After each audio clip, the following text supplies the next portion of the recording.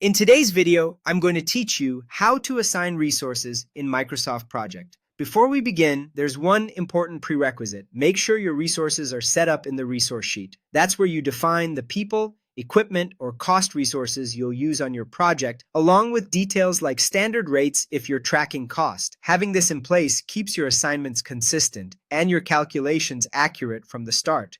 Let's start with the fastest assignment approach using the Gantt chart view. Open your project and confirm you're in the Gantt chart view so you can see your task list. Locate the resource names column.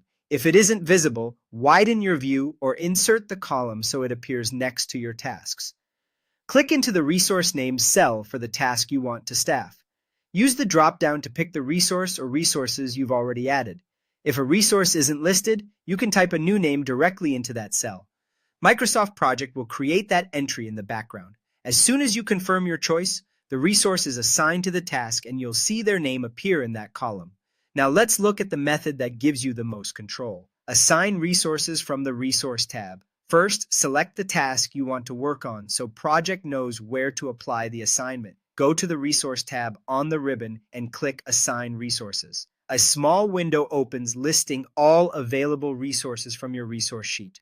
Select one or more resources that should work on the task, then click Assign.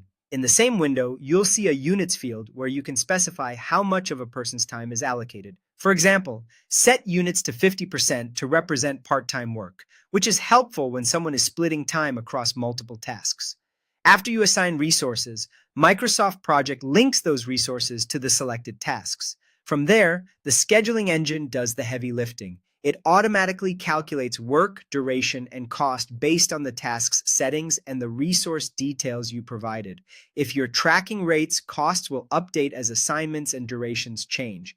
If the work or duration doesn't look right after an assignment, adjust either the units or the task's estimated work so the schedule reflects reality. Keep an eye out for overallocations. If a resource is booked beyond their capacity, you'll see indicators that prompt you to rebalance assignments or adjust units. That's all there is to it. With your resource sheet prepared, you can assign quickly via the Resource Names column or use the Assign Resources window for precise control over allocations.